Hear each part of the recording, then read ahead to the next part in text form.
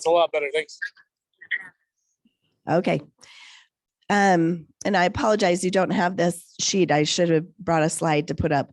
So at the 4.125, it's showing that we get 100, right? Well, what does that mean?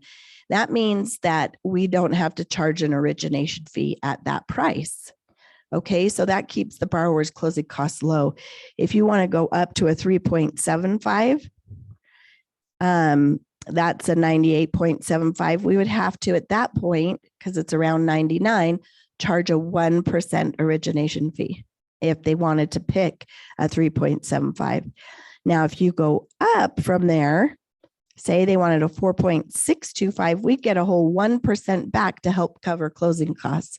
So that may be, if their loan is 400,000, that may be 4,000 that we can get back to help cover closing costs. Okay, so that's something that we at First Colony really want to evaluate for each borrower, because it really depends on what their time frame is in their home, whether or not you want them to pay a whole bunch in closing costs, right? There's some people that they rate. That's all they can say is, I want the lowest rate. Well, you're going to pay for it. I could get you a rate. I mean, in this scenario, I probably could have gone down to 3.25. But do you want to pay thousands of dollars for that? And then something comes along and you refinance, or you move, or so most people change out of their loan every 3 to 7 years. First time home buyers, it's probably a little sooner than that, right? So just to help you understand the way those rates work, and when you're working with your borrowers and they get a quote and you go, gosh, that's a lot of closing costs, go to their lender and say, hey, can we do a little bit higher rate, lower their closing costs, so they just don't have enough cash? Does that make sense? Do you have any questions about that? And really, if you want to ask people where their rates are, they're going to just give you a flat 30-year conventional rate, and they'll give you a range. And it's okay to say, so what are rates looking like nowadays? That's a fair question. But if you come up and say, what is your rate today? I'm going to go, which one? Okay. So any questions on that at all? Okay. And really, we're just upstairs. Honestly, if you have any questions, just come by and ask us. We're not scary. We do have soda for you up there too, anytime, and candy. So how can you beat that? Thank you.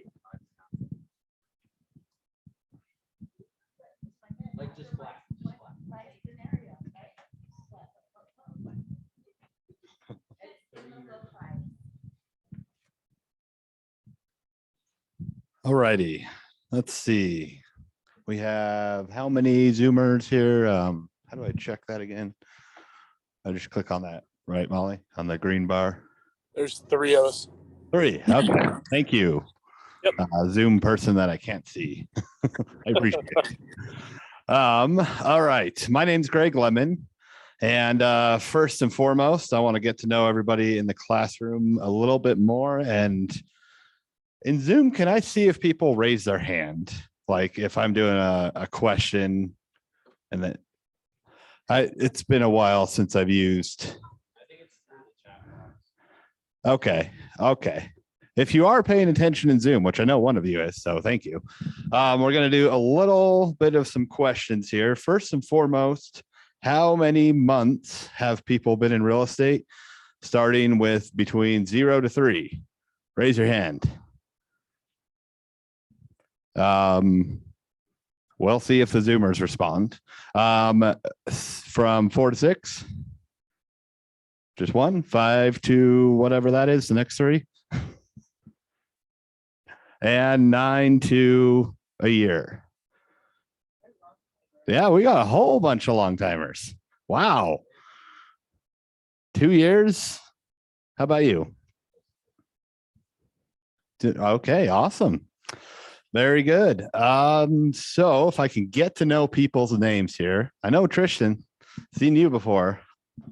Tyler, Catherine, Kaysen, Joe. That one I can remember. Let's see. So in our career so far, has I'm sure a handful of you have written offers, right? Probably not in the 3 months and less, but most of you have probably written offers. Most of you probably have some accepted and under contract. And I know Tristan's closed the deal before, so that's pretty awesome. Let's see if the Zoomer said anything. It's always hard carrying on too. So we got nothing on chat. So I assume that means nobody said anything, right? So I think if we raise our hand, I think it shows us in that little video, like when it says, so whoever's talking, it'll show a little hand icon. Do I click that one? No. There we go. That works. Okay.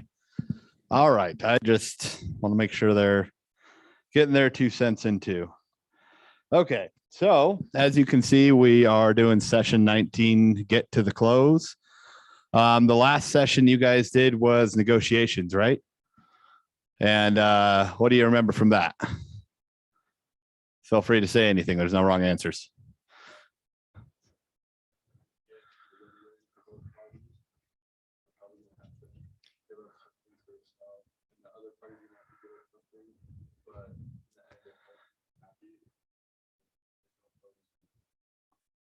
Love that. Most important part for sure. A lot of people in real estate, especially when they're newer, like to think that they're going to get a win-lose scenario. Their clients are going to get everything and the sellers aren't getting anything, or vice versa. That's always the wrong approach to negotiations. The best approach is exactly what he said, a win-win. And it's the most common outcome, really. So as you negotiate, make sure you're keeping that in mind. So once you've negotiated your deal, you then go under contract, and we're going to go through a bunch of dates because that's going to be the most important part about getting to close. Not that button. Not that button.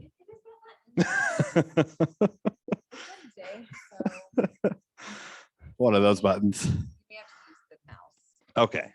So you have this nice plethora of Many gadgets. Okay. And now the chat takes up part of that. I guess I better minimize the chat or something. No, we didn't want that. Oh, Apple products. Okay. Yep. We have ruined it again. There we go. Okay. So yeah, plan your future. We aren't going into that, but I feel like we kind of are. So I'm not really sure what exactly. The plan your future, section 20. We are definitely, it broke again. Oh, wait, now it's. So here's what I think we should do.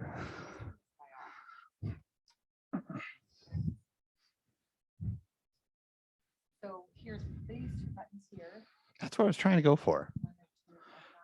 And then if you get stuck, you just put the mouse back on the screen. Oh, wow. Okay. Glad you're here. Okay. All right. So moving forward. So the first item we're covering is timelines, and that's actually almost the entirety of the class. This will take up at least an hour, and then we'll throw these ones in on top. These ones are important, especially this one right here. And honestly, yeah, all these ones on the bottom are incredibly important. But yeah, timelines is where we're really going to be, because that's what this is all about. And that is probably the most important part of your job in this particular moment of the transaction. So let's see. Who has something under contract right now? Anybody?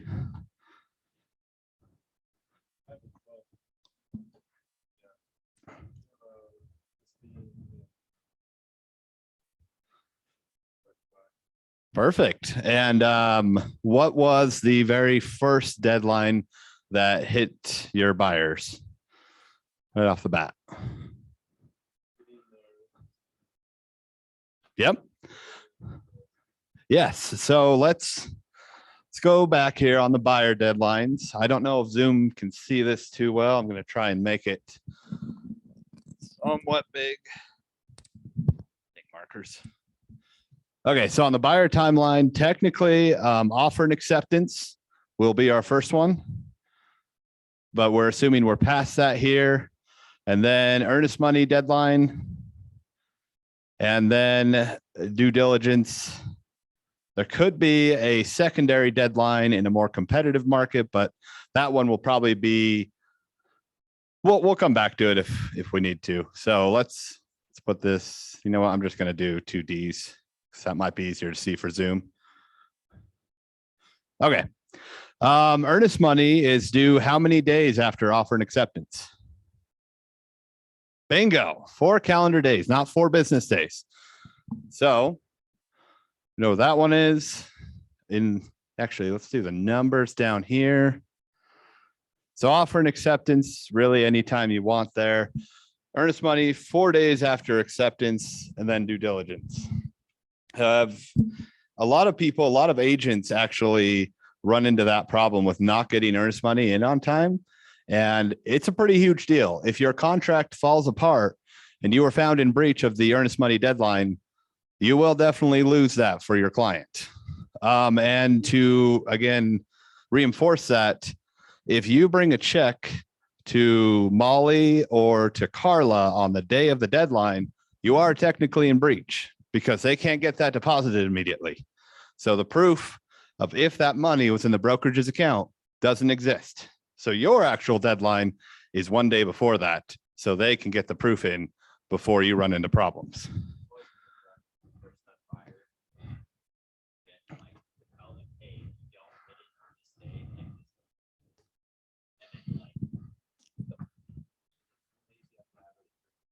Yeah, 4 days. The proof has to be there. Yeah, yep. So it's really 3 days for us as agents because it takes a day for them to process. Yeah, yep. It's not a bad idea at all. They just kind of, well, not if they hand you a blank check, but if they have something ready to go, that second. Okay, so we're going to kind of stick to your workbook a little. Does anybody have, you have your work? You guys all have a workbook. We're going to stick to it as much as I can, but these are also written on a more national level and contracts are extremely hyper local.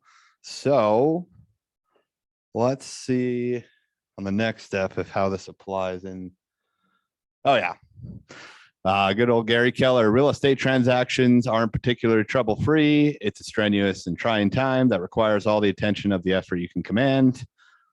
Yeah, Gary Keller with some good advice. On the next slide. All right, we already talked about that. On the next slide. Uh-oh, and we broke it. She said, move the mouse up. Wow. Apple products are terrible. Matter of opinion, I know. Back. Okay. Okay. Let's see. So let's talk about all the deadlines while we have this up here. Just go ahead and shoot some out.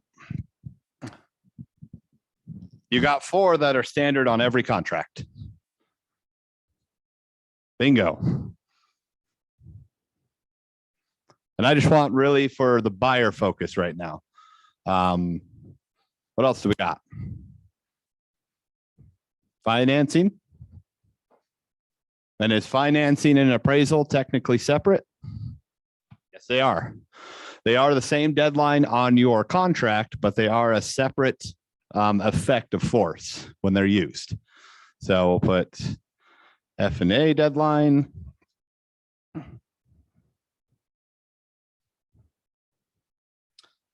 I don't need to write deadline. You guys know those are deadlines. Okay. How about the second deadline typically found in a contract? The one that takes place typically before due diligence. 3 days after usually is most common. It would be the seller's disclosures. So move due diligence over here. And SPCD, an exceptionally important deadline. If your sellers get sued, it's probably because something went wrong with the seller's disclosures. And they're going to pass that lawsuit on to you.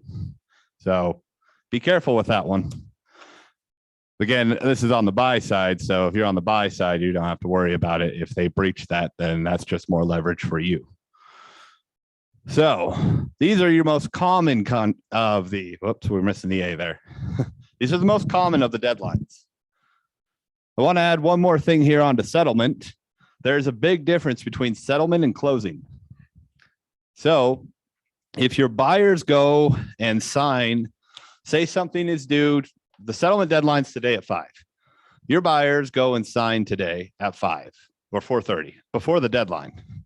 Have they met the settlement deadline? I guess, hold on. Let me back up one step there. You're all familiar with time is of the essence clause, and that's referring to 5 p.m. is the deadline of that day. So time is of the essence. Buyer signs at 4:30, and now all of a sudden the documents are done. Everything's, recorded by title by 4:50. Did your buyer default? No wrong answers here. There's a class.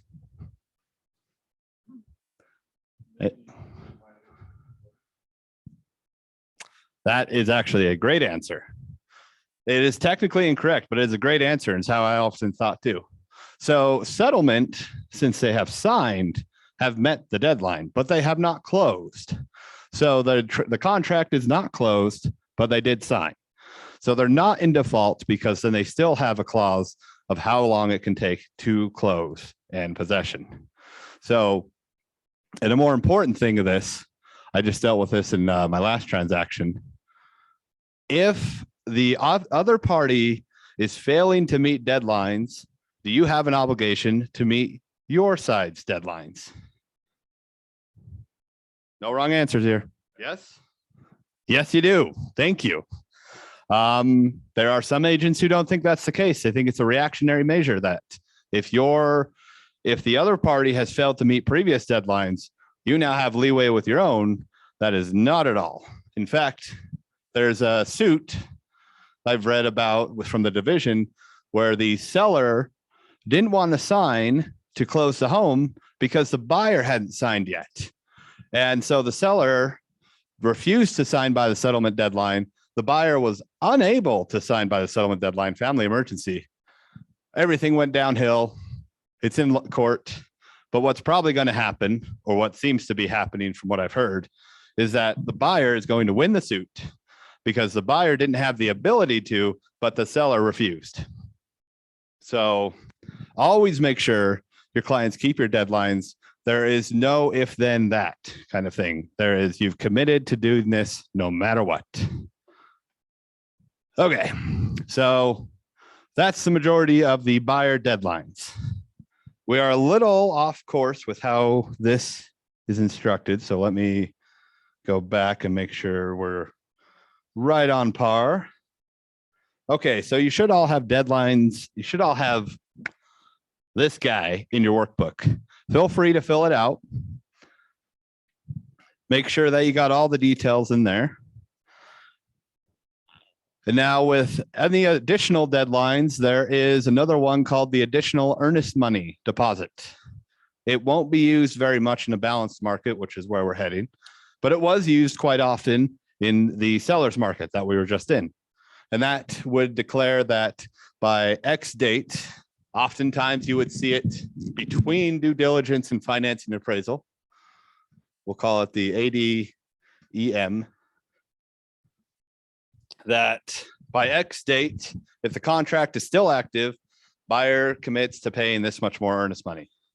And that earnest money is held in the exact same respect as the original earnest money. So if any of these are in default and the contract is still alive at this point, technically speaking, that new deposit goes to this deposit and is non-refundable under any measure. Likewise, if the buyer is not defaulted and it is in no way due to pay out the earnest money, this one still needs to be deposited, but is just as safe as that one. That makes sense? Awesome. Okay, who is pretty bored by the timelines? Really? Not bored? Your eyes saying you're bored, so let's see if we can move to something a little more exciting. Okay, use the contract. Has there been a standard contract you guys have been using in this class? Like some template contract, some fictional transaction? Okay. I didn't think so. Thought that would have been very challenging to keep track of. Yeah, we plotted out the deadlines. We're good there. Let's move to the next slide. Okay. So yeah, for simplicity, the most important one as the buying agent. Oh, hold on. I should say what used to be the most important one as the buying agent was the due diligence inspection deadline. It's not the most important anymore because this one has been modified. But it was exceptionally important to make sure that all of your requests and everything was done prior to that deadline, which was most commonly 10 to 14 days from contract. But we'll kind of just skip over that one because I want to talk more about the financing and appraisal and how that has overrid the importance of the due diligence. Okay, who is involved? Throw out some vendors. Who's involved with your buyer? Boom. Title, inspector, appraiser. To a sense, yeah. So they're involved, but they should not be within your realm of responsibility. Your lender should be taking over that.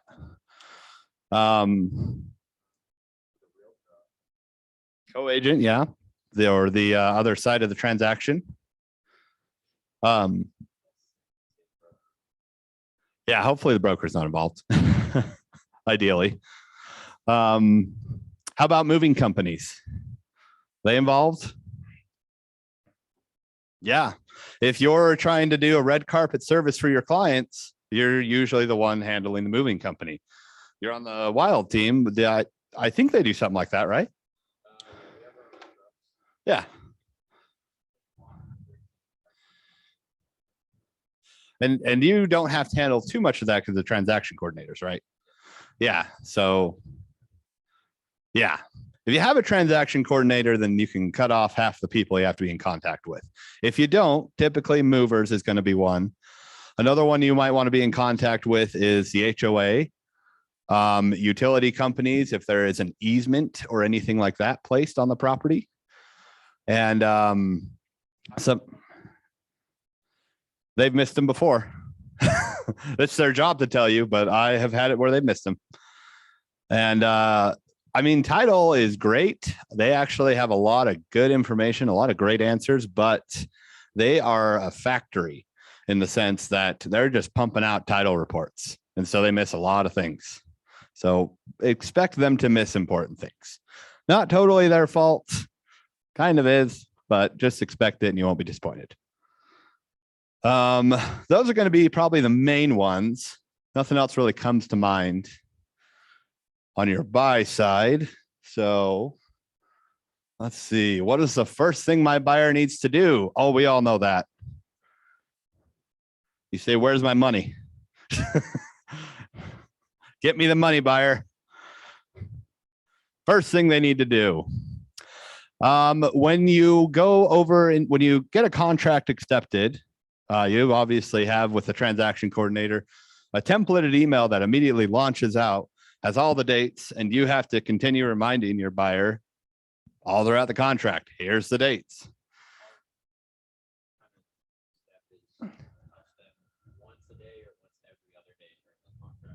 Yeah, that is very good practice.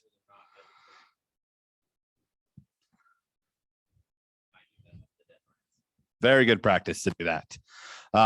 Because there is so many buyers I have worked with, so many who I have contacted, I swear, every day, who are like, wait a minute, that deadline is today, it's tomorrow. And I'm just like, it's emailed to you, it's texted to you, I've called you. How many more ways can I tell you about this deadline? Do you want me to go post a sticky note on your front door? Because I'll do it. Yeah, so communication on deadlines, you really can't over communicate that. You just can't. Just keep on hammering it in until your buyer remembers that better than they remember their own birthday. It will help you. Let's see the rest of the team.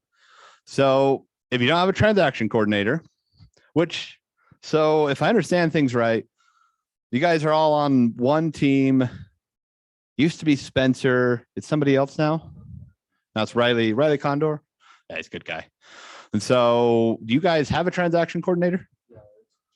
Awesome. So Jen probably does a lot of these things already for you. But if you didn't have Jen, all of that is your responsibility. The big one is making sure inspectors get out there on time and get the job done.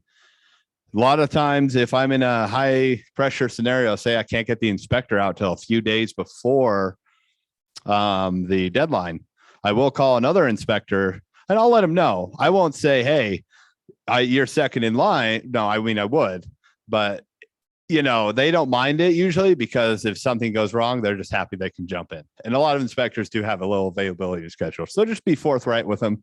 Good to have a backup. What you do, you reach out to your preferred inspectors as soon as you get that contract. Yes. Yeah. In the aggressive market we were in years ago, I would reach out to him when I wrote the offer. But yeah. Yeah. Yep. Because I want to get them out there at least 5 days before due diligence. Plenty of time to negotiate. But yeah, you guys have a transaction coordinator. Heck, half of this won't even apply since you have a transaction coordinator. Is everyone here except you are all on that team with Riley, right? You're not on that team. Awesome. Congrats. I made that mistake too for a while. I'm still solo. It's the harder life, but it's fun. I like it. It's keeps you busy. So we got that kind of covered. Yeah, I mean, managing expectations is this last bullet. I hope Zoom people can see this. If you can't, let me know. I'll be happy to read them all out. But this last bullet of managing expectations, we're going to go into more of that with risk management in the second part of the class. So I'm going to kind of skip over that, but it is important. So, all righty, our buyer timeline. We've really got it mostly put together. Everybody's written their points on their timeline on their workbook, right? You've drawn them all out. Looks kind of like this, but hopefully a lot prettier, right? So theoretical contract then, since we don't have a contract. I should just stop taking this cap off. Okay, what is today's date? We're going to do it as if we wrote it today, the 8th. Okay, so our theoretical contract, we wrote to have accepted by the 9th. It's accepted. When is our earnest money due? 13th. If it was accepted on the 9th, due on the 13th, because this again refers to acceptance and not offer. So 13th, when should you have it in by? Yes. All right, in this theoretical contract, we ask that the seller's disclosures were back by 5 days.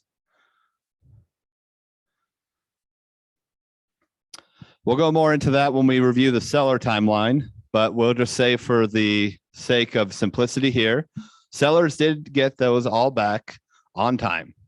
We received those. Our due diligence is going to be at 14 days, which is 23. And so between these 2 points, we call the inspector. We'll go ahead and just write a big I right here. We had the inspector out by the 20th, giving us 1 day to have the report, 2 days to negotiate it. So at this point, once the due diligence is passed, in times of old, the contract would be pretty much solidified by now. But this contract, this guy right here, is the biggest roadblock to making a contract stay solidified. So we negotiate, we get the inspections we want. We don't have any additional earnest money. Let's go ahead and cross that out. We get up to financing and appraisal.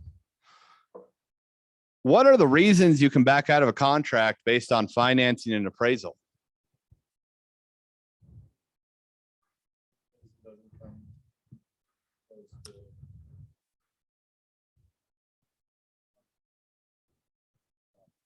Correct. What else? This is going to be a big list. Didn't used to be.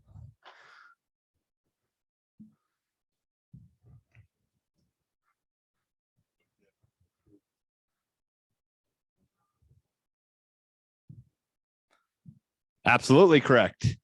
And to add on why this reason is infinite, the clause of the contract says at their sole discretion, which is to say for any reason they'd like. So that is why this is essentially, when filled out correctly, a secondary due diligence.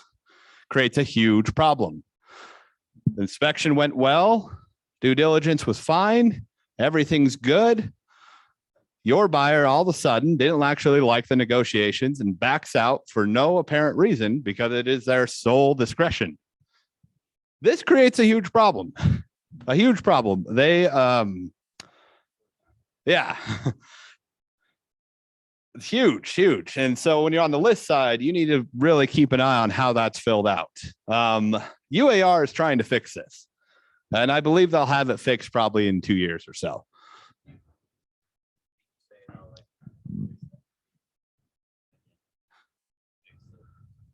Right. Yeah. The FHA addendum throwing in one other huge roadblock.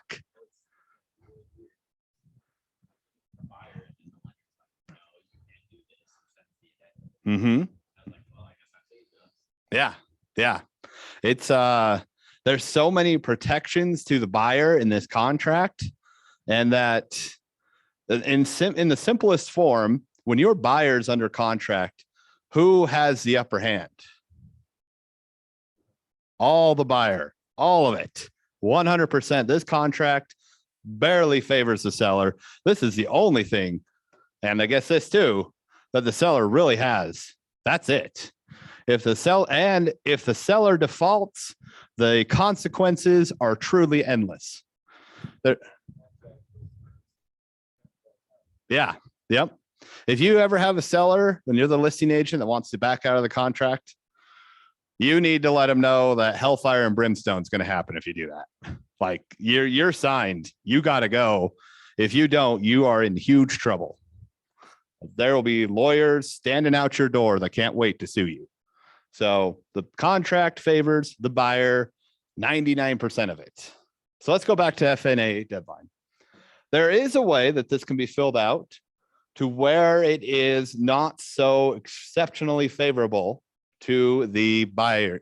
And in the more balanced market, in the seller's market we were just in, there's a section where you can put in additional earnest money or the split of the earnest money should this condition be used. That's much more balanced and favorable to both sides. But now that we're entering a balanced market, I'm sure this will still become the end all do all. Now, I will recommend strongly, very strongly, that when you are educating your buyer, this will save you a lot of headaches. You should educate your buyer. This is the deadline. Because if you tell your buyer, don't worry, we got the financing and appraisal, this between here and here will be a living hell for you. Don't do that. Tell them this is the deadline. And if something goes way wrong and for some reason they really want to back out, you let them know, I got you covered. But you need to keep them focused here. This is what you need to keep them focused on, because this will create huge problems for everybody in the transaction. So that is the essential deadline of deadlines right there now. So once this one is passed, you then have to move to settlement. Oh, let's keep our dates on there.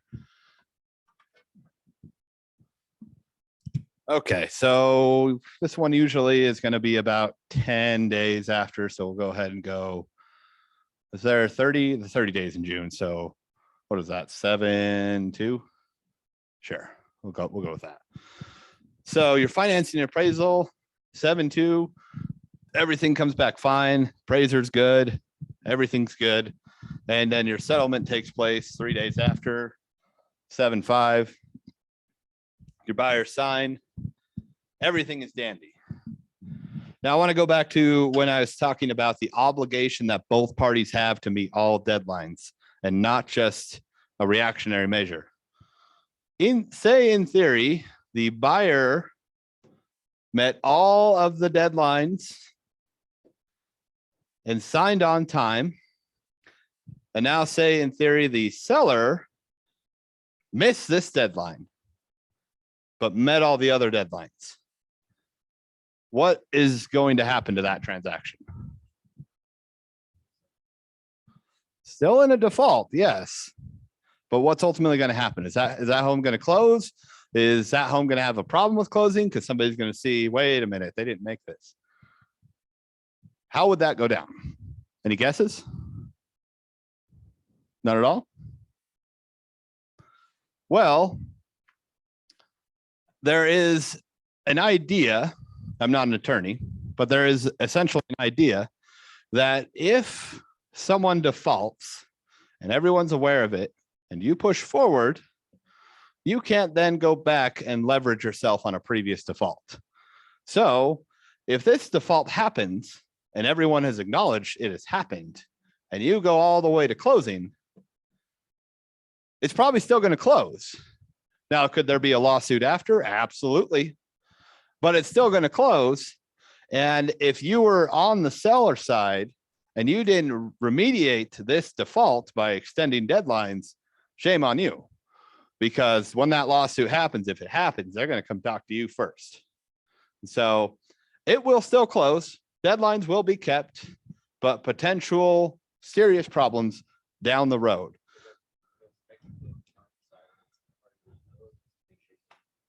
Exactly.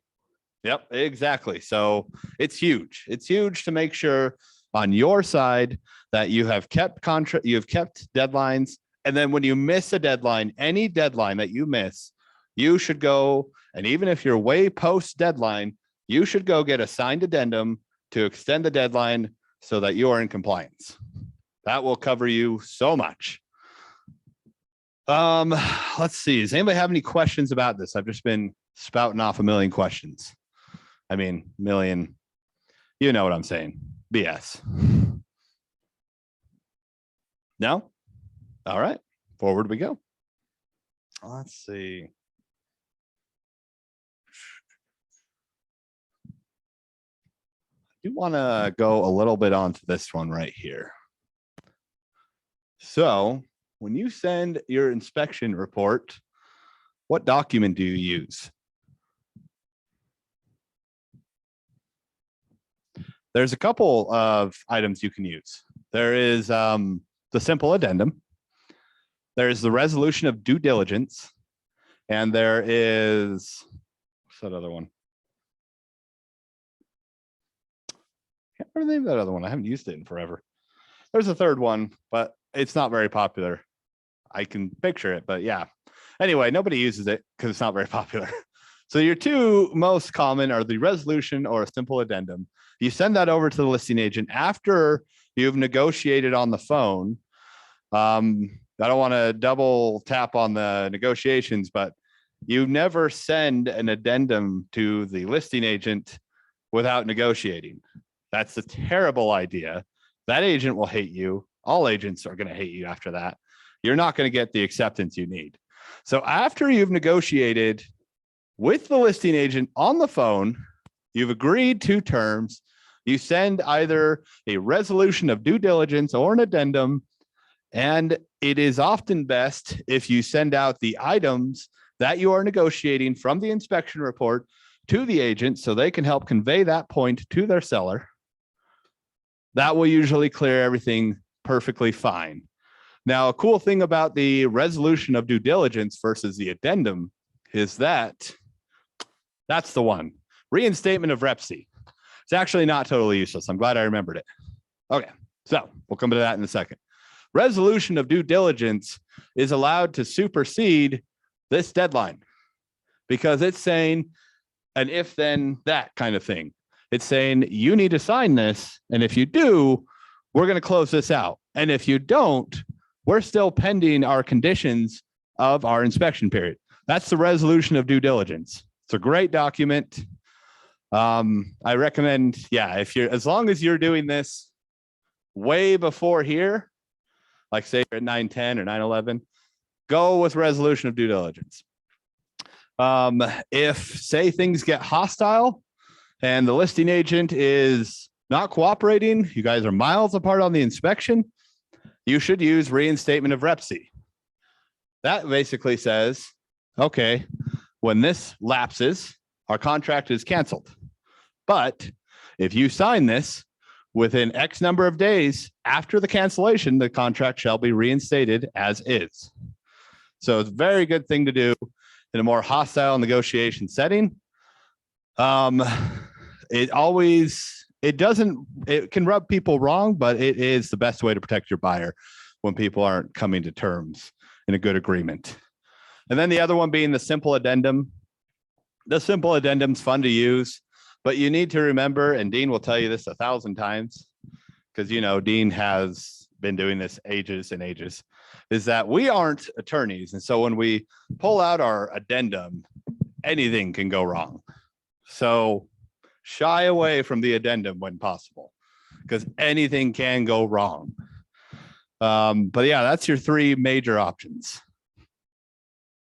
I hear Zoom people. Any questions on those 3 options? No? Okay. How are we doing on time? Let's see. 10:15. We're doing good. Okay.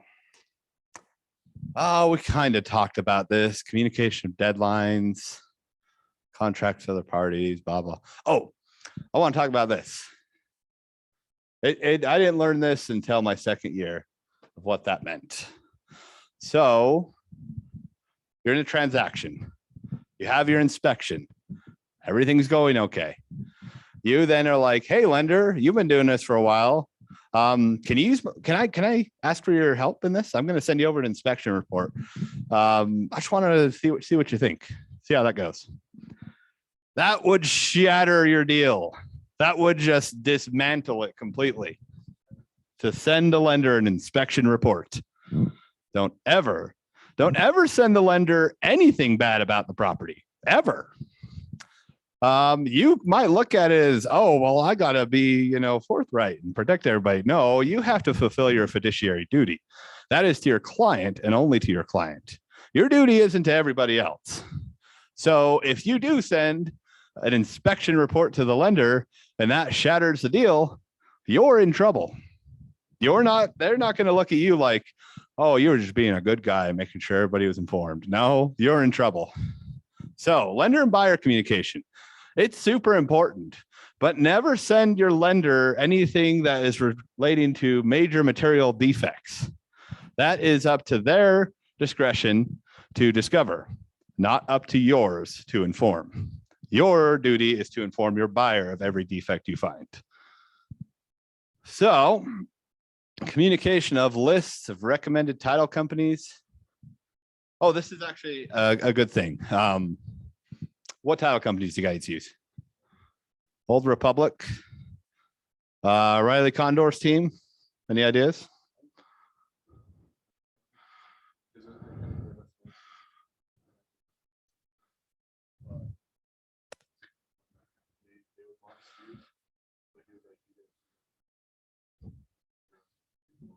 That's a good way to put it. So this is important. And again, I wish this was in bold. The list is extremely important. There's never a time where it's a good idea for you as an agent to go and hire the inspector, hire the title guy, hire the photographer, anything. It's not your job to do that. Well, it's your job. It's not your discretion to do that. So you should always provide lists and recommendations. You'll actually see in our FYP document for your protection that we provide lists for people is what it says in that document. Whether or not you do, well, if you happen to get in trouble later down the road, the brokerage will say you were supposed to provide a list.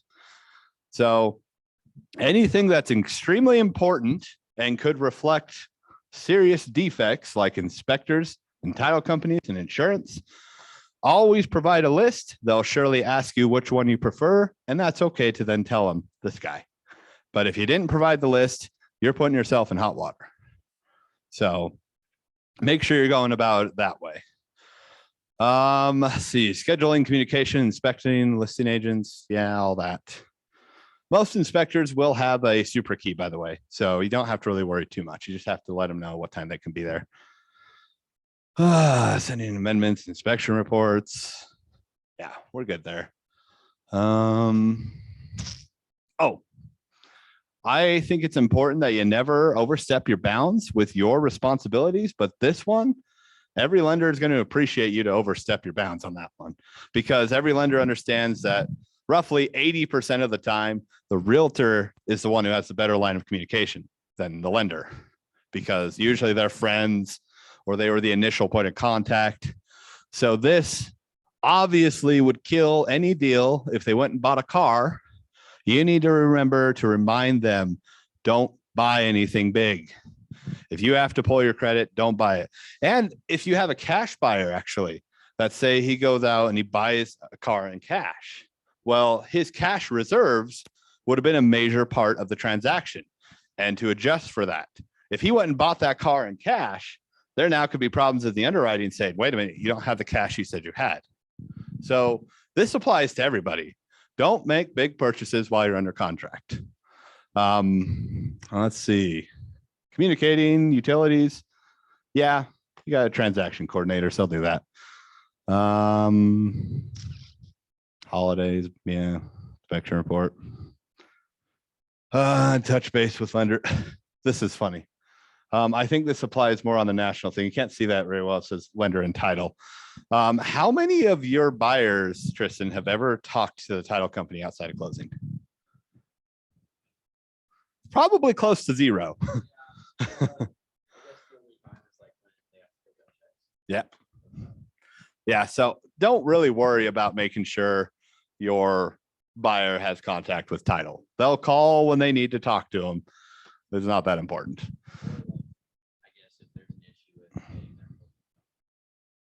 And again, the lender, the title is going to reach out to them. Title is going to be progressive about it or proactive. Yeah, so that's probably all we need to cover on that one. Let's see, we are on slide. Questions so far? Not a one. Okay. I didn't catch your name, by the way. Cash.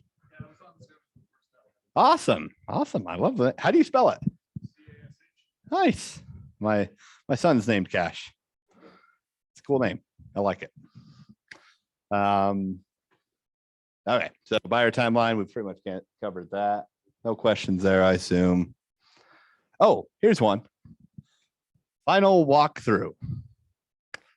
You can put that on your contracts. It's extremely rare. I've only seen one ever. I've been in real estate for almost 7 years. I've only seen one time where you had a final walkthrough. And it's not that it's a bad idea. It's a good idea. It's just it's so rare that something is actually productive about it. The only time that it actually made sense is there was a large repair list and the buyer wanted to see all these repairs right at settlement. So it made sense.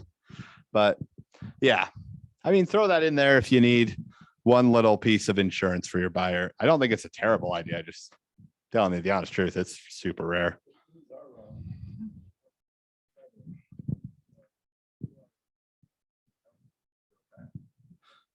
So yes, that is a very good question. So after settlement and closing, what responsibilities do you have as the agent in the transaction now? The answer is absolutely none. You can answer questions if you get subpoenaed for information, but you are removed from the transaction. The division is very clear that from this point to settlement, you're no longer an agent of the transaction.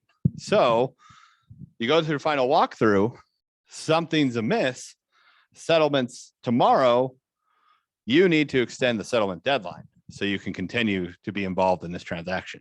If for some reason your buyer and seller agree they don't want the agents involved post-closing, which would be dumb, that's one less person for them to have help them, they can settle, then try to resolve post-closing. But if the transaction is settled, it's not your problem, unfortunately. It's not allowed to be your problem anymore. So yeah, that's a great question. Definitely extend deadlines in that case. think we kind of got this guy covered. Let's see. We're on the seller side now. Okay, so let's write up the seller transaction. We go back. No, that's buyer timeline. Okay, who are the most important people on the seller side of the transaction?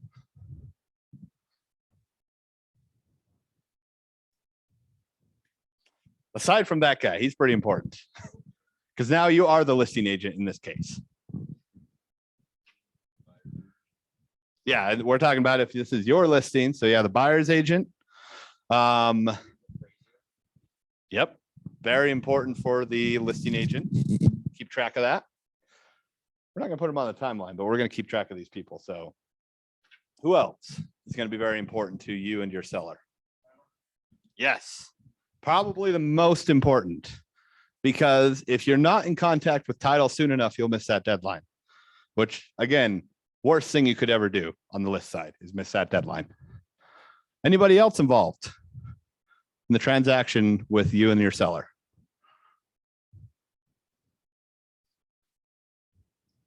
How about tenants?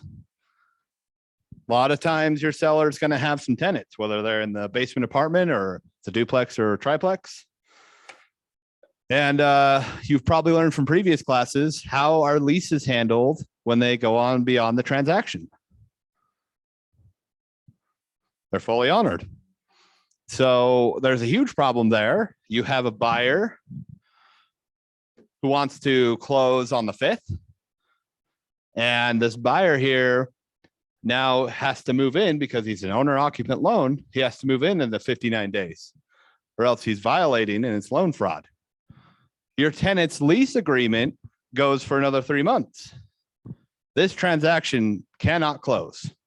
If it closes, you'll be held in trouble because you were aware of the lease agreements if the SPCD was done correctly, and you still attempted to close the transaction. So do not, if it's owner occupied, whatever the buyer plans to occupy has to be available within that 59-day range. Otherwise, it cannot happen, and every party involved is in huge trouble. And another thing about tenants is, is anybody here a landlord? Oh.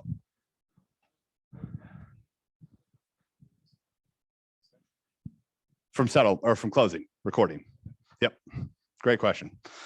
Anybody here a landlord? Okay. Joe. So have your tenants ever given you huge problems? Yeah. Do they listen to you when it's time for them to get out?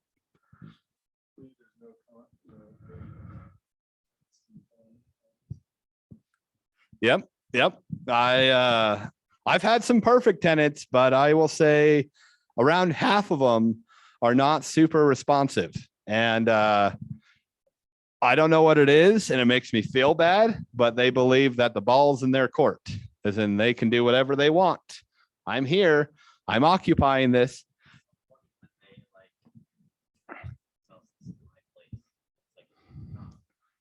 Yeah, it creates huge problems for the transaction. And tenants do have a lot of rights, as they should, but they don't have as many rights as they think they do.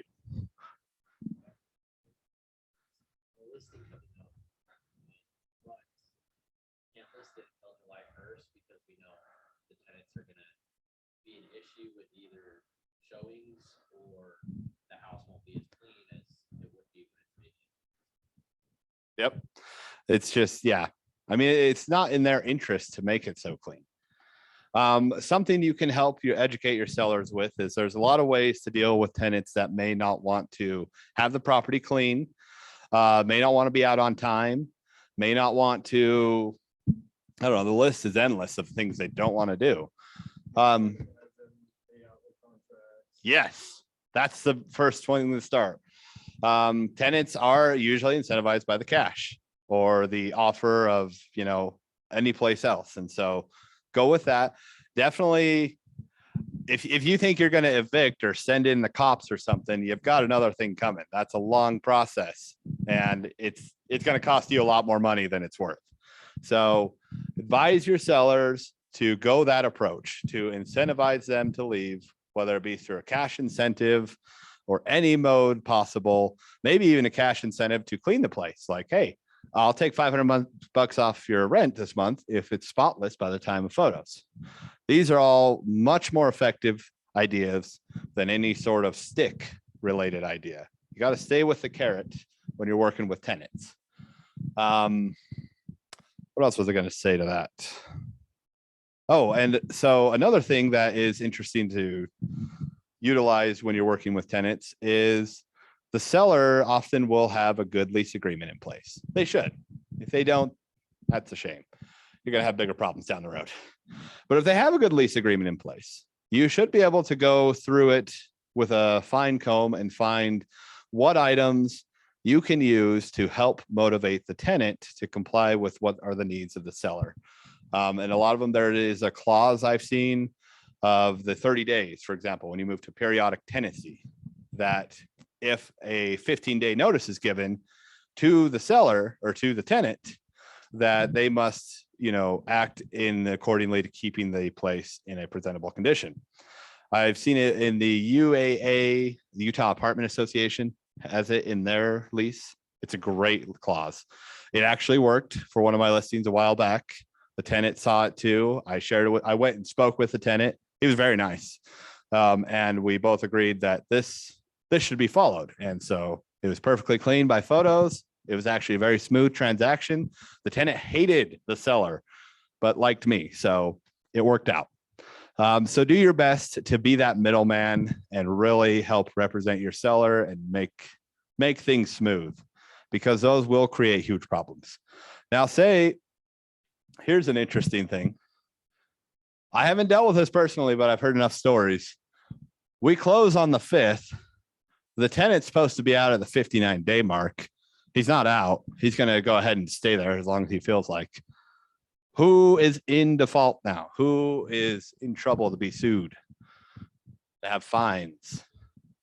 If the tenant was supposed to be out by the 59-day mark, so the buyer could occupy it, but he decided to stay. So who's in trouble?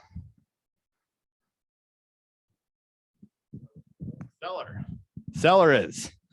The tenant, of course, is, but the seller could be in trouble for not enforcing it enough to the best of their ability.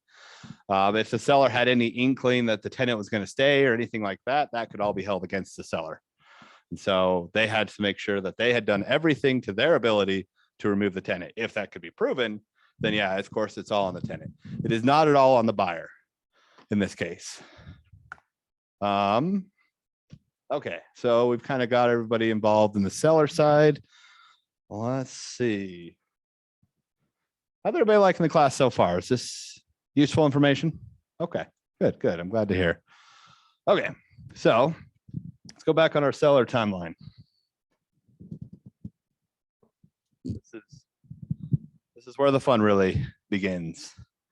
Okay, so first off, offer and acceptance. Seller did not accept the offer within the acceptance time period, or listing agent did not transmit the accepted offer to the buying agent within the accepted time period. What happens? Yes. Yes, you're in a non-executable contract, enforceable but non-executable. So the correct thing is exactly that. There should be a counter with the extended time frames. So let's say we got extended time frames. We're here on the 10th. Does that extend all the time frames or just that one? Yes. Yep.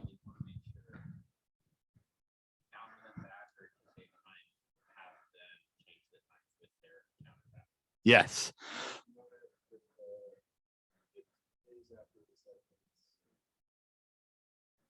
$15 days. So to say that all deadlines moved 15 days upon. Well, like for example, some people write the contract instead of having certain days, they'll say 10 days after, 14 days after. You should talk to Dean about this. He has great opinions on it. Yes, that is the way to do it. Using dates of an extension saying 10 days, 5 days, any X number of days, bound to create confusion. And if that is to go to court, undoubtedly lawyers will use that and say this is not specific enough. So always stick with dates, go and do the math yourself as the agent when you're writing the addendum. But people do use that a lot. I've seen that a lot where they just say 5 days after, 10 days after. It's just something that you're asking to get in hot water for. So we have here, then it's the 10th because it came back, they extended it. And now we have, when is the earnest money due in this case? I actually had this exact issue when I was broker of the day. I had to walk somebody through it. When's it due? 4 days after.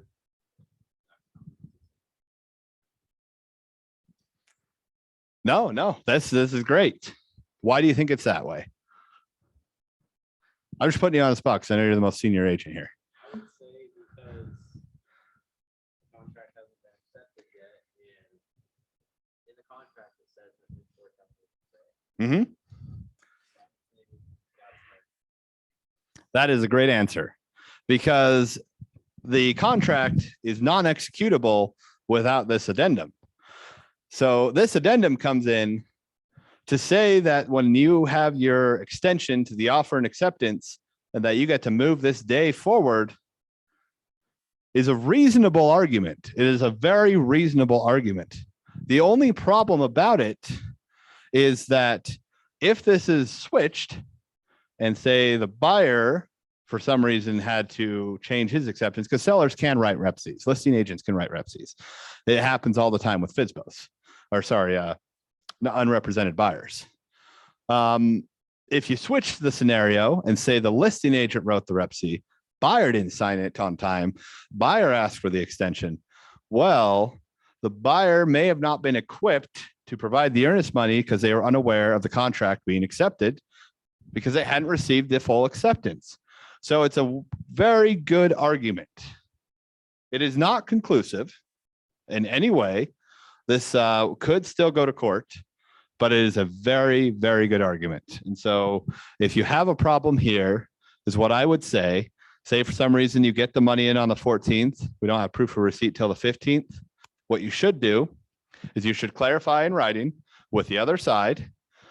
Does your buyer accept the earnest money being deposited this time? And they'll respond with yes, of course. They're not looking to break things this early on. And now you're safe. Now you're absolutely safe. All parties are informed and consent that this is a reasonable time. So that's that one's a tricky one, but it's a fun one. Okay, sellers disclosures. We're still going to have those on the 14th because in this counter, we did not move any dates. So sellers disclosures are due on the 14th. What are the items in the sellers disclosures? Just shoot some off. Lease agreements, yep.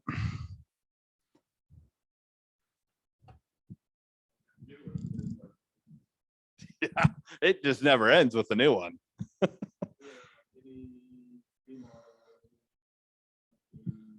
Yep.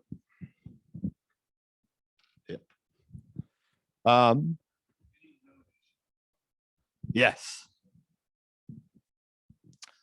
What are the ones that are going to cause you a delay? There's some that you can't do yourself and neither can your sellers.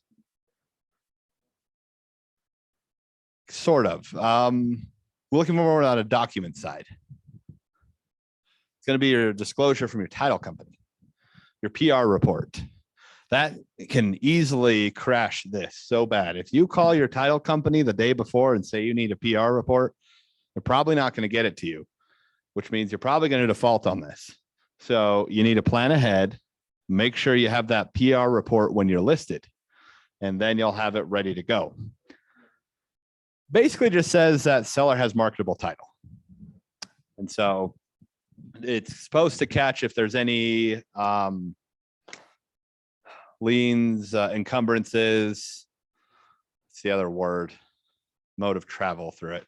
I can't remember that word now. You know, if power lines, easements. Thank you. That's the word. Yep. So yeah, it's supposed to cover all that. And then the other big item is going to be HOAs.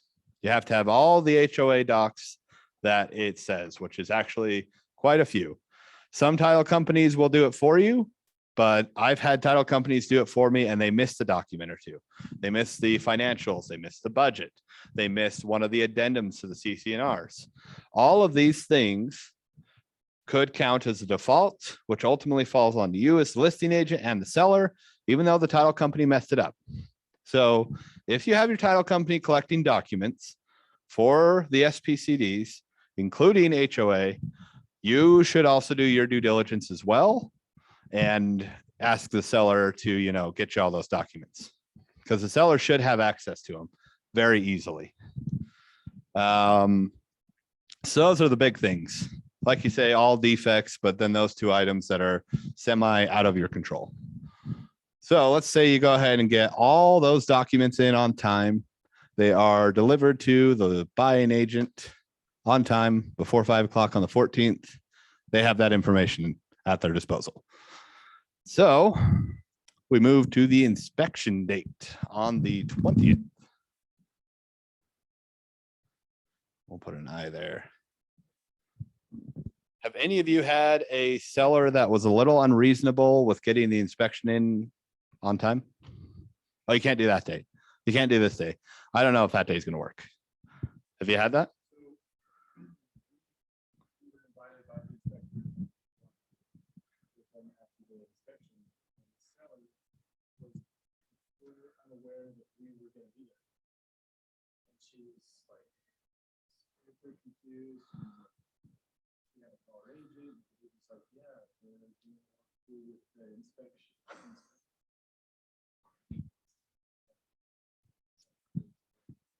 That opens up to a world of problems, because the inspection is to the fiduciary and information is confidential to the buyer. So if a seller is there, they're opening up problems for them, as in they are breaching the buyer's due diligence by doing that. So huge deal. Yeah, when I'm on the list side, I definitely am like, you need to get out of there. You need to get out of there. They leave their cameras on all the time. And I'm like, well, sure. If you want to claim that you did it as an accident, I'd recommend you turn them off so you don't get in trouble or whatever, but whatever you want to do, Mr. or Mrs. Seller. And so because you, the sellers, owe the due diligence to the buyers, and that includes being reasonable on their time frames and availability. If the seller is refusing to give a decent time for the buyer to go and inspect it, the seller has therefore defaulted on due diligence. It's written in that clause. So make sure your seller understands we got to get the inspection in. We have to give the buyers their time to see the place. And also, there's very few times, probably like near never, where it's a good thing where the buyers and sellers meet. You don't want them to meet. They're going to cause problems. And it's not that they're going to cause problems as in get in a fight and, you know, punch each other. It's they're going to cause problems as in miscommunicate. One of them's going to tell one the other thing, and the listing agent, the buyer agent had no clue of it. And now everybody's mad at the realtors, even though they had their own conversation. So try and keep them from having their own discussions, because that creates more problems for the cohesion between the two agents. And moving on. Okay, so inspection takes place. The report comes back on that's the dead marker. I have two markers here. One of them's kind of dead. The other's really dead. So 6/23, due diligence deadline jumps in. They send over addendums. They come to an agreement. There was no additional earnest money in this contract. Financing and appraisal comes by. This is going to be very important. Oh, and I do want to talk some more about this as well. That's a dumb looking too. So in this section of financing and appraisal, it is so important that when you're reviewing offers with your seller, which is now in this market just one offer instead of 10, you are thoroughly reviewing this with them, because when the buyer cancels for any reason they want on here, they're going to blame you entirely. So you need to review that with them and help them understand this is a problem. So be prepared for it, but we'll do our best to negotiate a fair result, such as that split in earnest money, or perhaps even removing the financing condition and just allowing the appraisal condition. That can also sort it out. But yeah, make sure your seller is so well aware of the power of this deadline. So your seller's informed, they're happy, things appraise, everything goes good. They sign, settle, close. Happy day. Let's put our 7.5 back on there. Okay. There are questions on the seller side? No? Okay. Let's see if I missed anything up here. Appraisal, lender. Oh, I did miss something. So the CD that is due to the buyer, because we're actually jumping back to the buyer, but this is an important question that you need to ask the buying agent when you're on the list side. Was the CD delivered 3 days before settlement? So you should call, the buying agent should call right here, maybe even a little earlier, but right there at the lease to say, was the CD delivered? If the buying agent says no, then it's like, all right, well, we got to get an extension right now or we're going to have problems. And you won't need that document. No, that document's specific to the confidentiality of the buyer, but the document has to be delivered 3 days prior to closing. Otherwise, they can't close. And so the listing agent's duty definitely should be to call and make sure that's delivered and everything's good to go. If it is not delivered, extend the settlement deadline. You can leverage it if you want. It just really creates problems. But if you really want to stick it to the buyers and you're the listing agent, you could say, well, the mortgage here costs roughly $50 a day. So we're going to have to see $50 more from you. Something stupid. I've seen that happen a couple times. I think it's really pennies on what is a more important thing. I wouldn't recommend it, but if your sellers want you to look like this bulldog negotiator, then there you go. That's how you can do it. Okay. I think we got all those. Yeah, we got all those. Let's make sure we're doing what Keller Williams wants on here. And our time. Oh, we're doing great. Okay. Yep, we've been over communication deadlines. Oh, again, red carpet stuff, cleaners. The rep C says broom swept. If your sellers leave and the place is a mess, they're in trouble. You're not in trouble really, but they're in trouble. So cleaners, or make sure they clean it. Send the contract to the title company right away. Always a good idea. And yeah, that's basically that. Yeah. Anybody have any questions on that? No? Okay. Moving forward. I feel like we just saw that. Oh, command. Nobody really has laptops out. That's a-okay with me. So we won't really jump into what command can do. But you guys had training on previous classes using opportunities, right? Opportunities is actually a really cool thing. Command is 100 times better than what KW used to have.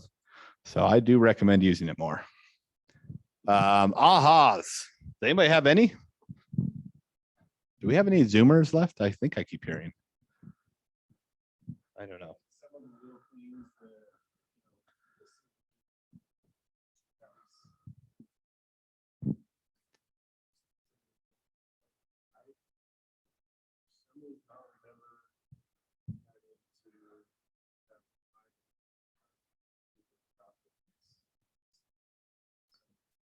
Yeah.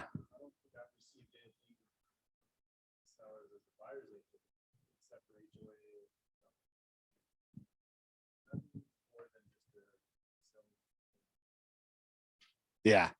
And that's huge. That's huge. A lot of agents miss it and they get in huge hot water over it. And so.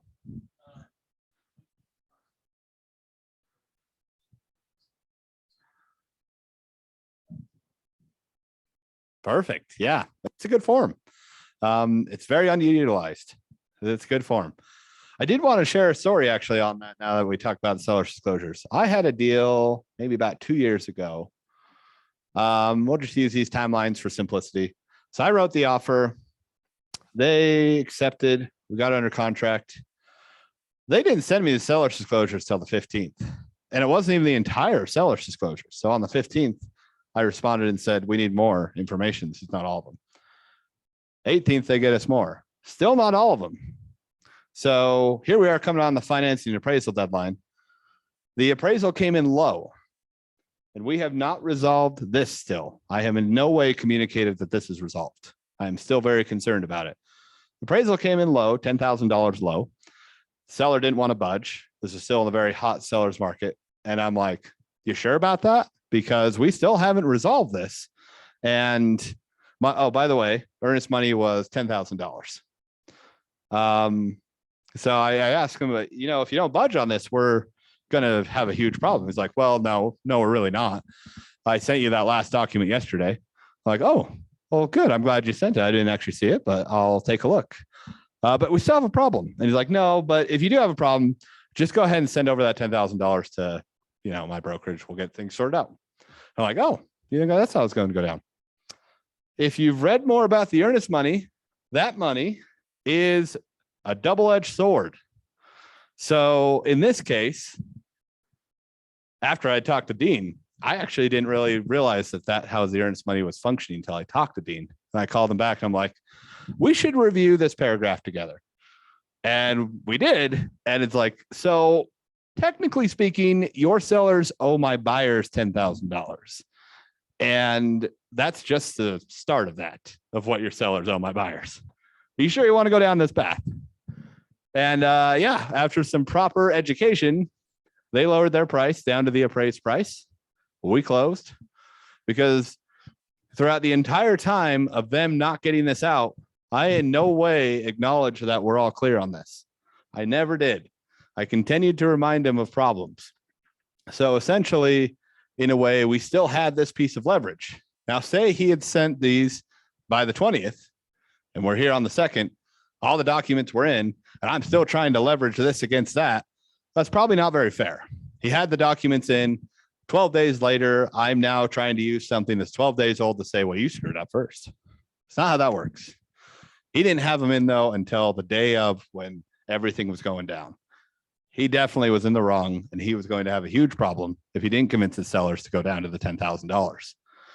And so that's an important part about it, is that with your earnest money, when you have it high, it actually can have a lot of leverage. Rare scenario, only happened once for me, but it's kind of cool.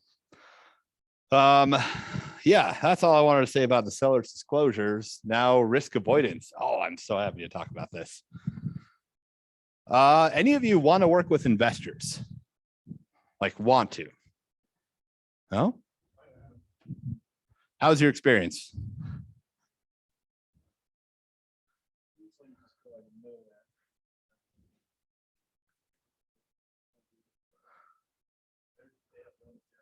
Yeah, they're very numbers focused.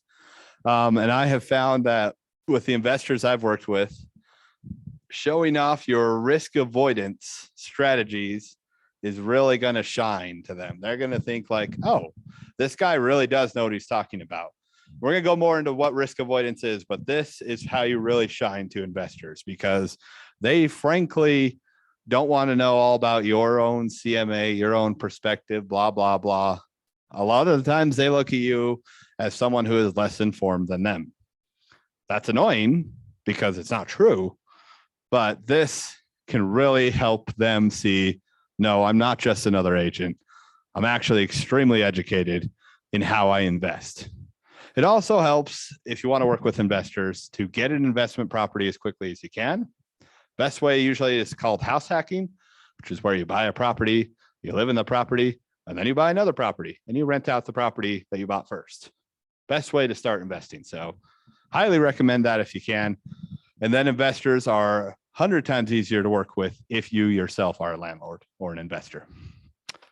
So yeah, that's the title of it. Let's jump into more of the meat of this. Oh, very generic stuff. Very generic stuff. Let's try not to be so generic. Okay. Yeah, we're going to go off of the slides here and talk more about actual experiences. So when you're helping investors negotiate a contract, sorry, this might tap a little bit back into the last session. What is your investor typically going to ask about first? There's a common term that investors love to talk about, and I'll just tell you, it's called cap rate. It's the end all be all to most investors. It's actually a seasoned investor knows that that is definitely not the number one number. It's a great number to start, but it ain't the number one number. And that cap rate is found by dividing the purchase price over the rentals to see how long it takes for that property to pay itself off through rental income. Cap rates in Utah, for reference, back in 2010, were averaging between 6 to 6.8%. Our cap rates now are about 3.5%, 4% if it's a really good one. And hilariously, cap rates are even lower in multifamilies, which that just blows my mind. Investors would rather buy multifamilies and have a lower cap rate than buy a single family with a more performing cap rate. And the reason that is because in Utah, we have an overwhelming amount of investors because we have a very strong market. Every national market views us positively. Whenever you're doing your own homework, check out what like Forbes, Zillow, Swain Pool, all these real estate following companies, they're all going to say Utah is the place. They're going to say Utah, Nevada, Idaho, Colorado, pretty much the Mountain West is the boom.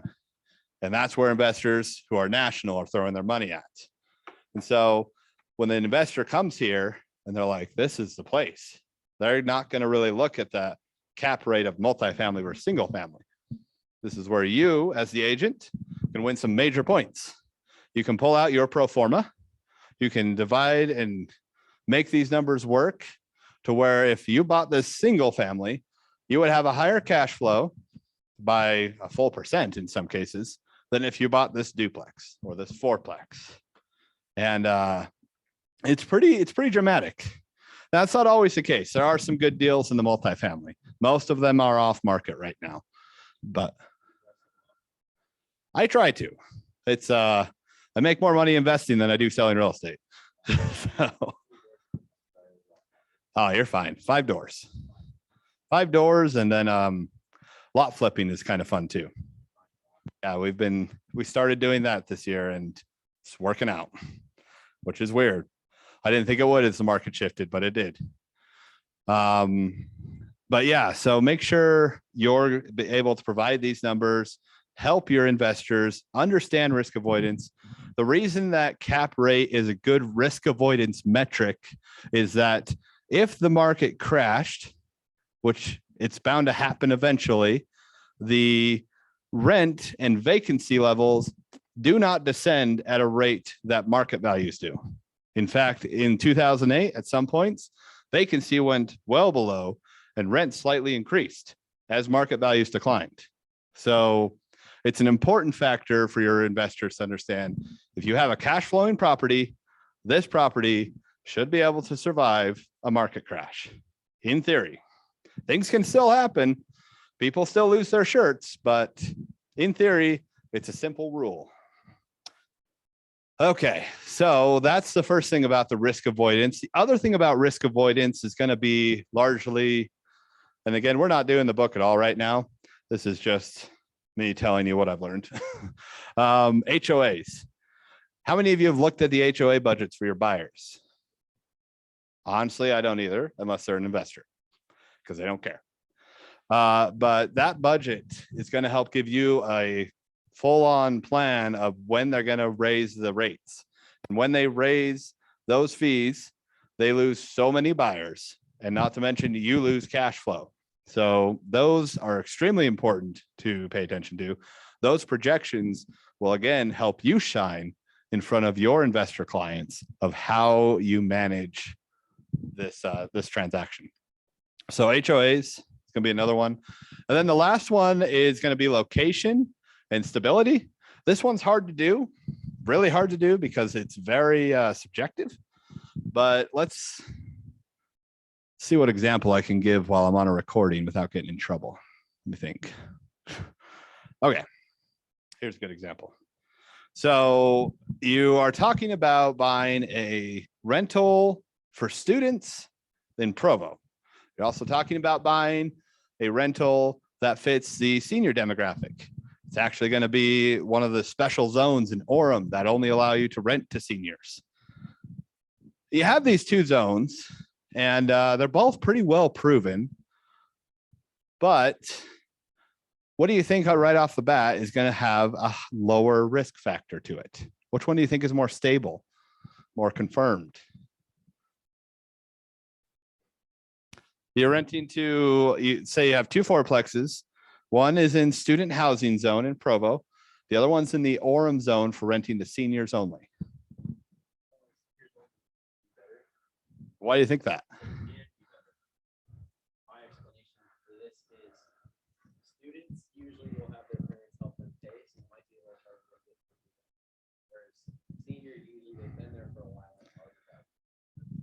But seniors aren't going to ruin your property, and you're more likely to pay on that. Exactly. Yep. Seniors are 100% a lower risk than students. The student will likely pay more. Dollar for dollar, you're certainly going to get a higher payout on the student housing. But the seniors, exactly. Seniors will stay there, they'll take care of it, and they'll be there till they die. And that works out pretty well. And usually it's pretty easy to get another senior who would want to live there, especially if it's a nice, well-maintained unit. And so seniors in this case are significantly lower risk. This is something that you can also help with your tenants, or sorry, with your prospective investors in helping them identify which class do you want to rent to. Now, this part would be hard to identify because there's protected classes, there's block busting, there's so many things you can do wrong. So do your best while you're discussing things with this investor. Make sure you're steering totally clear of protected classes, and make sure you're steering totally clear of block busting, which is to say one area is totally falling apart while the other area is not. That will get you in trouble. You're not allowed to do that, regardless of whether or not that's true. So when you go and say West Valley's falling apart, not allowed to do that. Whether or not it's true, it's regardless. You're not allowed to do it. What you could do is, yes, if you provide stats and not opinions, you are not violating that.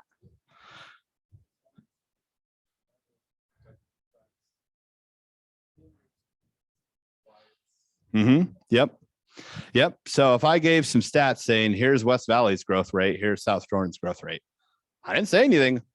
Here's some stats. I did not violate any sort of block busting at that point. And those laws have their good use to them because, yeah, at one point investors were making very terrible decisions that were affecting protected classes. And so it's in your best interest to continue to focus on keeping that going. You know, it's a good rule. It's a complicated rule, but a good rule. All right. I think that's about all I want to really tap on with risk avoidance and your investor clientele. Let's see what else they want me to talk about. Fiduciary. You all know about fiduciaries. I mentioned it 1,000 times up till now. Uh-oh. Oh, wait. Okay. Oh, but I do have one example here. So when you're under contract and say there is a major problem, let's say this deal, KW, a KW Westfield agent is on the other side of the deal and you're on one side of the deal. So it's kind of cool because if you have problems, you go talk to Dean and Dean will be the judge and jury. Now, say there is a problem where the listing agent, because you're the buying agent here, failed to meet a deadline. Do you go talk to Dean or do you go talk to your buyer?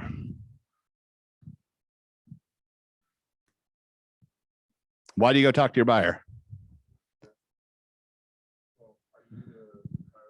Yep.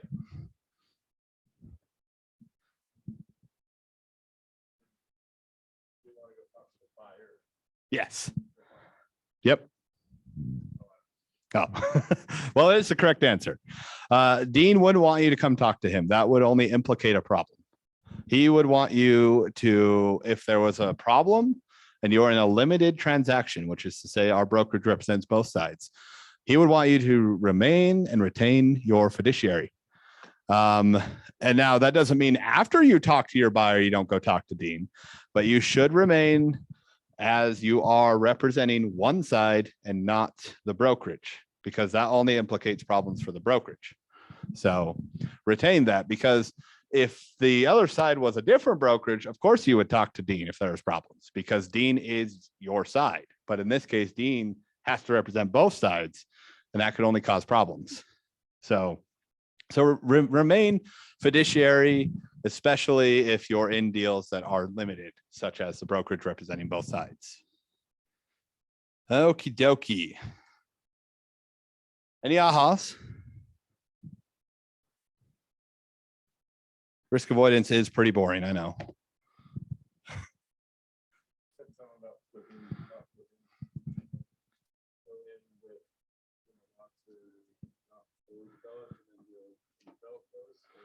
That's a good question. So I'm partnered with a developer on it, and we've done 2 so far. We're in on the 3rd for under contract. And we had a connection with a land banker with some lots up in Hideout. You know, it's kind of vacation-y. And Hideout wasn't really taken off, and we kind of saw that. But we also saw the writing on the wall that Park City's gotten too expensive, and people might even consider a vacation area as a livable residence. And so that's where then we partnered. We did cash transactions because lot loans are terrible. You'll learn that if you haven't done it already. And yeah, it was an easy flip, because as Park City is becoming to the breaking point and everyone's moving wherever they can that's affordable, these lots have risen in value substantially. So, I mean, he's done a lot. My partner's done a lot more of the legwork than I have. He's pretty sophisticated investor, and he's worked in development for 5 years now. And I've just been doing real estate sales, which you learn a lot. I'm not downplaying being an agent, but you definitely analyze things differently. His spreadsheets look a lot cooler than my spreadsheets. And so, which if you don't know how to make a spreadsheet, that should be a class within itself. Spreadsheets are the coolest thing ever. Sorry, did that kind of answer your question? I feel like I was a little bit all over the place. Okay. All right, future opportunities. Can anybody think of a time that they should be asking for business during the transaction?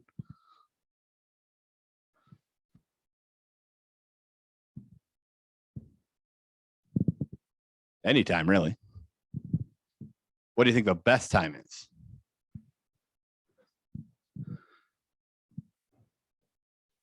Yes. There's some kind of rate where, like, you don't get them to leave a review the day before, closing, chances of you getting Mm-hmm. so yeah. Hey. Yeah, reviews are huge. And I can tell you this because I've created several different pages and A/B tested them essentially. And I can tell you, I've gotten clients off of reviews on the A/B test because people do actually read them. The Zillow reviews are very unique. I've never worked in the Zillow review. I think Brett Wild's pretty crazy about Zillow reviews, though, right? So he can probably give you a lot more information than I can on that. Other ideas, other smaller places is where I try to focus on. But reviews are going to be very beneficial. So definitely try to stay focused on that. Asking for referrals almost at any point during the transaction is not a bad idea. Consider your ask a softer ask, though. You shouldn't be making a phone call to ask for a referral to your client under contract. What you should be doing is, oh man, this house, I love this house so much. Do you know anybody that wants to be your neighbor? Maybe we should be talking to them. Really simple, smooth connection. There should not be a hard ask throughout the transaction. because you have so many times to have a dialogue that connects right into it. And then the repeat business, well, you guys have already touched on that enough with Ignite, so I really doubt I can add to that much. Right? You guys have had a whole section on repeat business, I assume, right? Okay, yeah, let's go ahead and walk right over that one. Yeah, probably wasn't any ahas in that one, I imagine, right? That one's kind of already been covered, so it's funny it even exists. So we are going on to post close follow up. Actually, yeah, I like that one. Okay.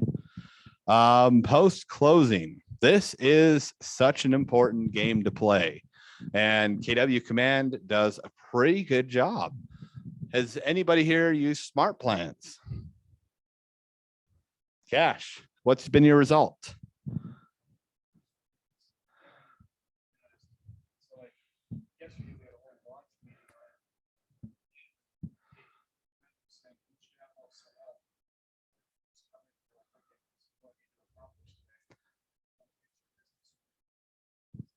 Yep.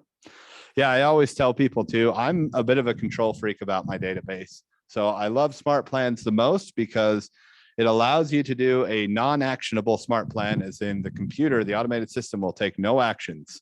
You'll do all the actions. It will remind you.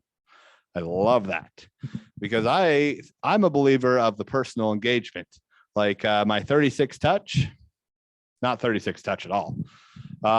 It's probably about 25, 26, but the majority of those are personal contacts. The only automated things my clients get is a quarterly email and a Christmas card. That's all I do automated because that's my personal perspective on it. There are so many agents here who make millions with 36 touch. It's just not me. And don't feel pressured into going that route, by the way. Not that we're staying focused on this, but you definitely got to be you. And if you're not a 36 touch automation person, I mean, your clients won't like you for being that if you're not that person. You know what I'm saying? So smart plans, awesome. You create these, you attach them to your contact, they'll kick in and tell you what you need to do that day. In fact, if you have enough smart plans, your whole day will be planned ahead for you, even if you don't have any appointments. It's kind of cool.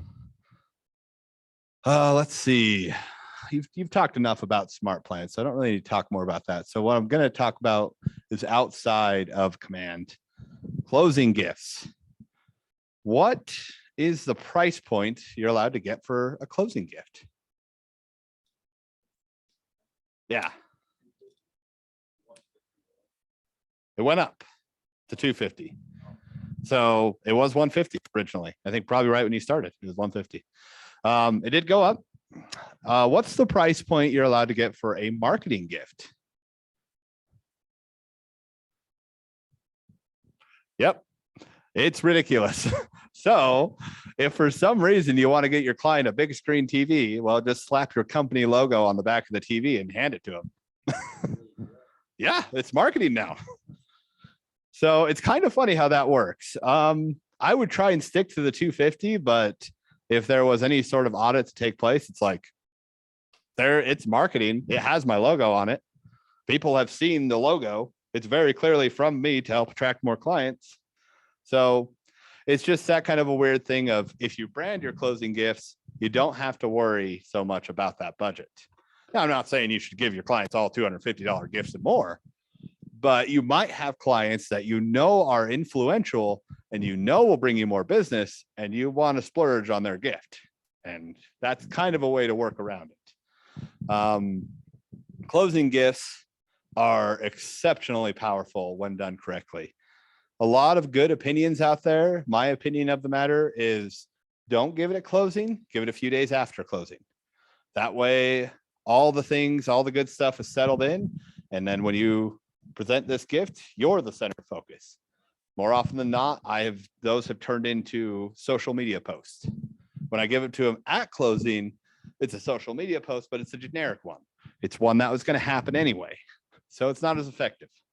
Whereas the ones that if you give it to them at their doorstep or something, it's going to be a lot more effective. And They're going to remember it more. You can then even throw in something that says, hey, leave me a review. It was so fun working with you. That's what I go with. Because also at closing table, your lenders often bring a gift too, right? And that really just messes it all up. Now everybody's bringing gifts like it's their birthday. You don't remember what everybody got you for your birthday. You're not going to remember what everybody got you at closing. So you want to make it special. And that's my opinion on that. So yeah, get the review, get a referral if you can. And then most importantly, you need to kind of put yourself in their life that the next time they're going to have any real estate question, including the current transaction, including when they hate their house because their inspector sucked, they're going to call you first. I've had so many inspections go bad, but if I'm their first point of contact and not their dad or something, it actually has helped create a stronger relationship. So you want to be that point of contact, because if they call their dad's going to say, well, your agent sucked. It's just how it goes. So that's what you really want to do your best to just close in on. If you got real estate forever, I'm the person you call. And it works really well. They become that grade A contact. Did they give you measurements for contacts when we were going over database? Like, did they say A contact, B contact, C? Do you remember that? Does that sound familiar? Okay. So yeah, when you're talking about creating those A contacts, this is the ultimate opportunity. So that's about all I have to say about post-close. This one's good too. I am not an expert in this, so don't ask me about that. But I do love working with other agents and being networked to help close the deals, because back in the aggressive sellers market, you totally would get deals because the other side liked you. It absolutely happened. It happened to me multiple times. I know a lot of people it happened to. So if you're networking really strong with the other agent, send the other agent a card after the closing. Say, hey, it's a great closing. Send them a text, send them an email, ask them to lunch. Networking with other agents, especially performing agents, is a really good idea. It's a really good idea. I probably shouldn't say this on recording, but I think KW knows my interpretation of things. You should be thinking mostly about how this will help better you, not so much the company, because let's say this is the other agent and here's you, and the other agent has all these incredible ideas for you to help you improve your approach. And then the best part, my favorite part, is that we can recap the transaction since we're no longer technically fiduciaries and be like, man, let me tell you, you should have negotiated this differently. That went totally south. And it's like, wow, I never knew. Good to know, because this is like a post-game wrap session. So it's always good. I love networking with agents after the closing because it's going to better you. I wouldn't really worry about the downline, but if that's your thing, you do you. All right. I think there's 2 slides in a row for some reason. Ahas. That one might have not also had any ahas. Going once. Going twice. Okay. We shall skip those ahas. Recaps and ahas. Let's see. Let's see what the next slide is. That looks boring. That's kind of boring too. Okay, instead, I have a better idea. We shall turn this around and have a little game. All right, to recap, what's the most important deadline that you should have in your mind when you're representing the sellers?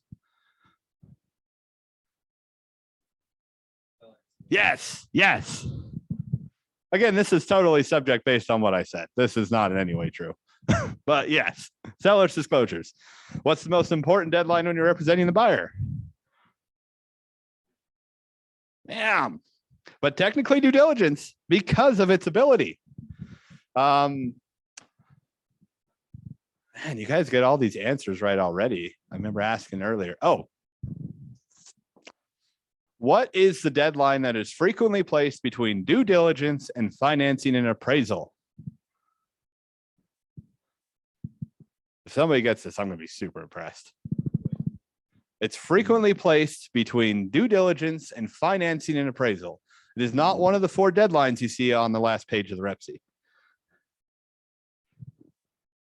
Bam! First comment I hear of you the whole time, and I knew you were listening now. I didn't know if you were listening. Well done. All right, 2 more questions, and then let's call it good, because we don't need to be here till 11:30, right? We've pretty much got all the information. Okay, last 2 questions. What's the difference between settlement and closing? This one was at the very beginning of class.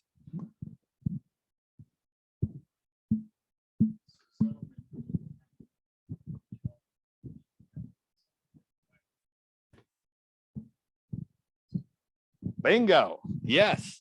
And technically speaking, a title officer will tell you there's funding and recording after that, but you don't need to care about that. That's their job.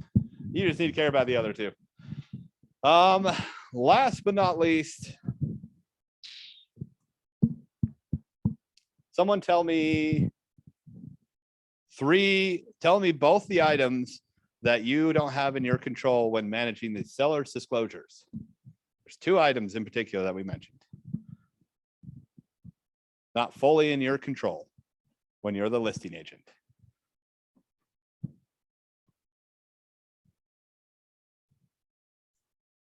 Not quite.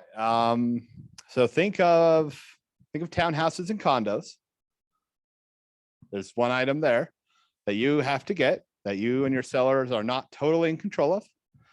And then think of your title company. Those were the 2 items that you have to get. Man, there's the first one, which is going to be your budget, projections, financials. And the last one comes from your title company. It is a 2-letter acronym. Yeah. Nobody does. It's not important. Just tell them you need a PR. Well, that's it then. Does anybody have any other ahas or questions? No? Cool. It's been really fun teaching you guys today. Hope you have a fun day. Yeah. Yeah. Yes.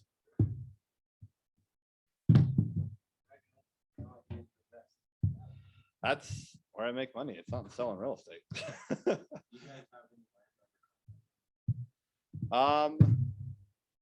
Well, yeah, we have that hideout one. I don't even know what's going on. It's in Benlock Ranch if you want to look at it.